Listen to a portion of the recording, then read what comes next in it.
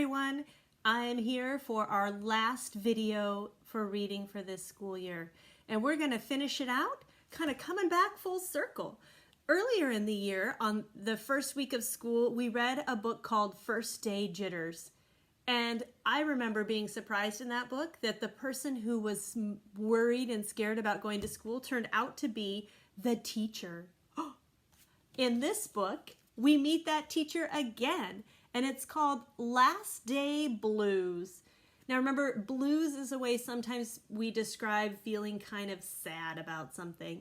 And I always feel a little bit sad as we get towards the last day of school because I know that that's the end of the time where we're going to spend most of our days together. Doesn't mean it's the last time we'll see each other, hopefully, but just the last time that we'll get to spend a lot of our days together.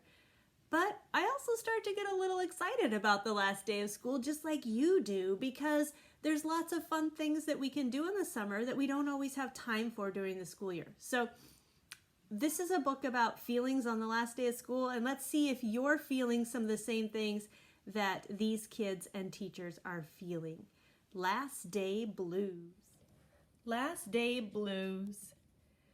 I think it's interesting the illustrator chose to make the kids inside the bus all bright and colorful, but the teachers outside the bus, they're kind of like faded, and there's some of them are crying or feeling sad, saying, "Oh no, don't go." Last Day Blues.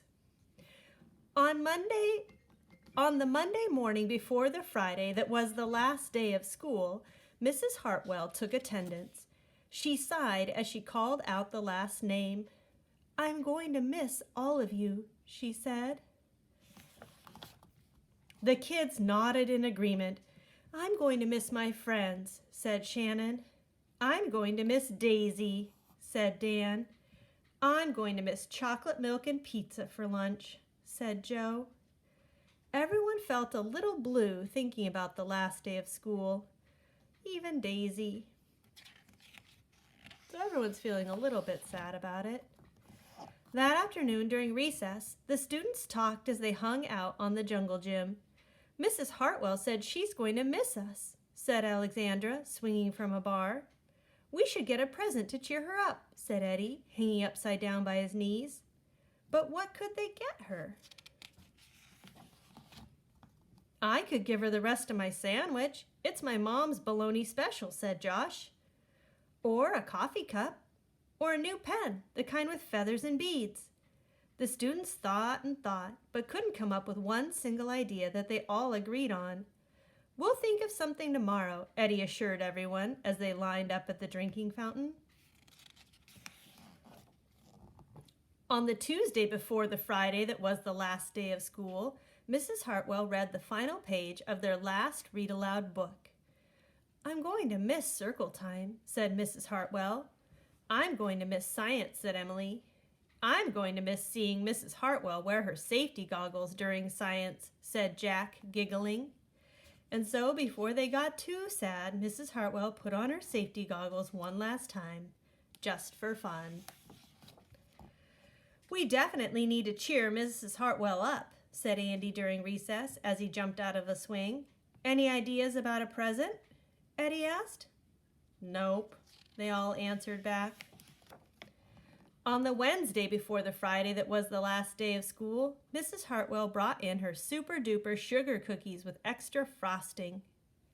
Are you noticing how the author is repeating a phrase at the beginning of each new day, except for changing the one word? "I'm going to miss snack time, but I can't wait for barbecues by the pool," said Jack. "I'm going to miss recess, but I can't wait to play hide and seek outside after dinner." "I'll miss school, but I can't wait for summer vacation," said Josh. The class discussed their summer plans and drowned their last day blues with another round of milk and sugar cookies. "I don't know whether to be happy or sad today," Andy said the minute they all arrived at the jungle gym. "Mrs. Hartwell's sad," said Olivia. "She probably doesn't want the year to end." I feel more like Andy. I feel both happy and sad because I can think of things that I'm really excited about, but then some things that I'm also really going to miss.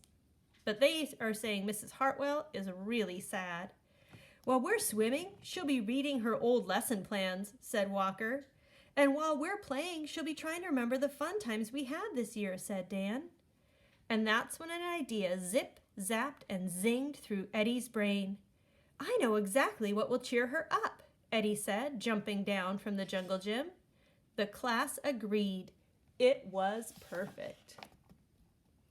On the Thursday before the Friday that was the last day of school, Eddie raised his right hand after Mrs. Hartwell started language arts. We need some privacy, please, he said.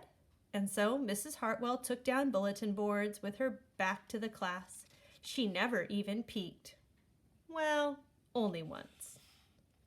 I wonder what the kids are making for her.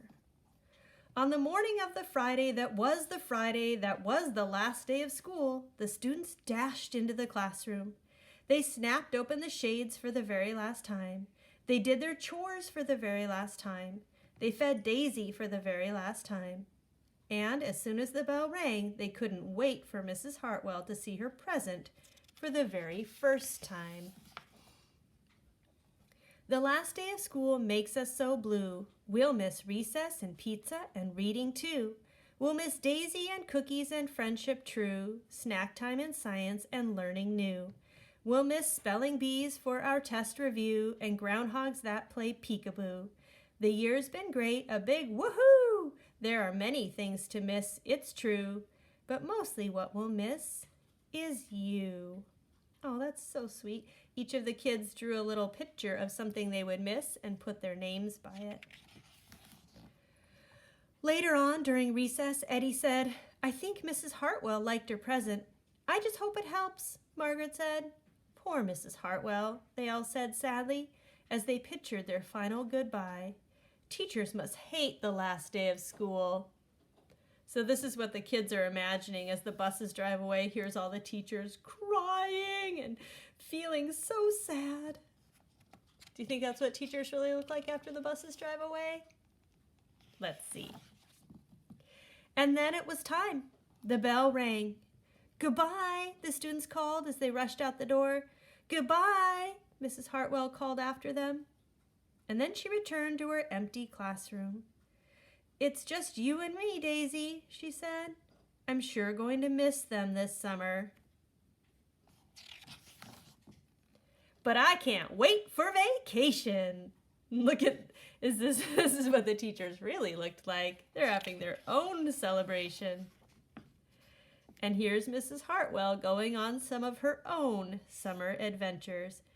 But she's got her poster here to remind her of her students all the time.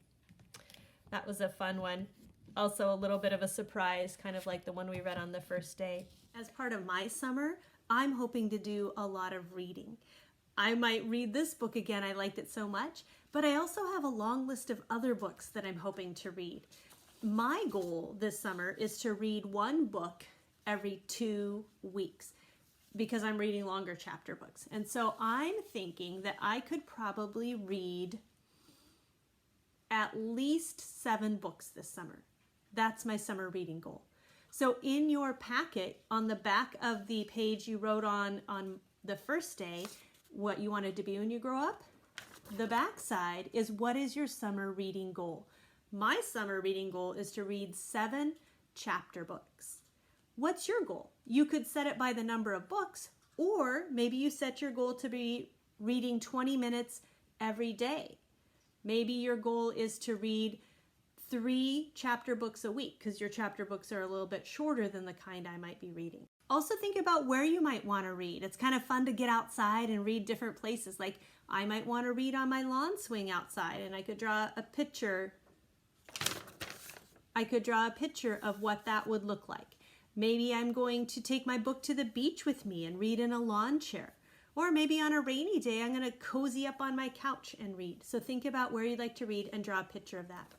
Another thing that we have in our packet is a summer bucket list. That's a list of things that you would like to do this summer. Remember at the end of our story, we saw Mrs. Hartwell. She was canoeing, she was at the beach, she was reading on her porch. She had some things she wanted to do. So maybe make a list of things you would like to do this summer, and then on a day when you're not sure, what could I do? You could look at your list. one of the things I want to do is go to every park in Whatcom County. So I have a list of all the parks, and I'm trying to find ones that I haven't visited before, and then I'm going there and checking it off. So that could be something I put on my list. Maybe I have a goal of fixing something at my house, and I can put that on my list. Maybe your goal is to learn something new. Add it to your list. On the back, there's a whole list of 100 free activities you could do this summer. Another great thing to look at on a day when you're feeling like, I don't know what to do today. Look at your list and find something that you could try.